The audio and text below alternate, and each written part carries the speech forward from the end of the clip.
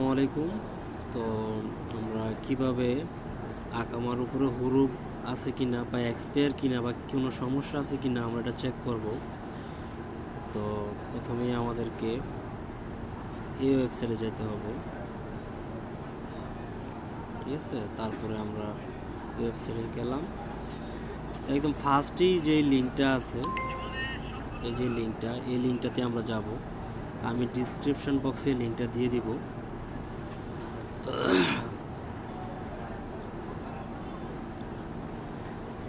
নেটওয়ার্কের কারণে একটু স্লো,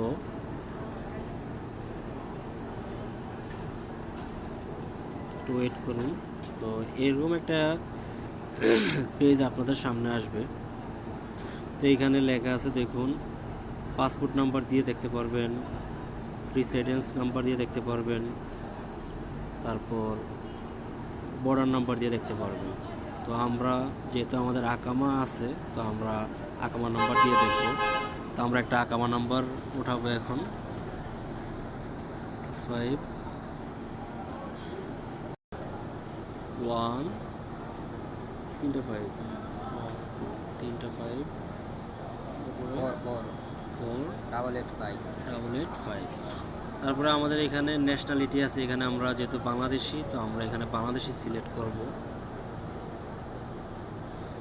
এই যে বাংলাদেশি।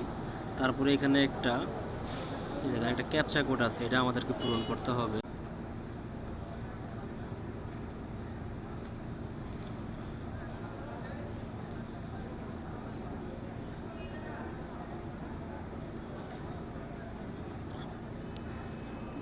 তো দেখুন আমাদের যেই ডকুমেন্টসগুলো সেগুলো চলে আসছে। এটা মানে আমার এখন এটা ভালো আছে।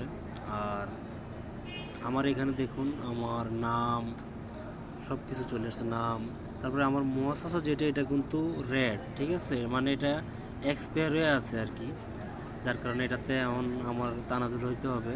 আর আমার সব কিছু ঠিকঠাক আছে। অন দ্য জব থাকলে মানে আপনার এটা ঠিক আছে। আর অ্যাবসেন্ট দিস ওয়ার্ক থাকলে মনে করবেন যে আপনি হুরুবে আছেন বা এরকম কিছু। সবাইকে ধন্যবাদ, এভাবেই চেক দিতে পারবেন। ভালো লাগলে সবাই চ্যানেলটি সাবস্ক্রাইব করবেন।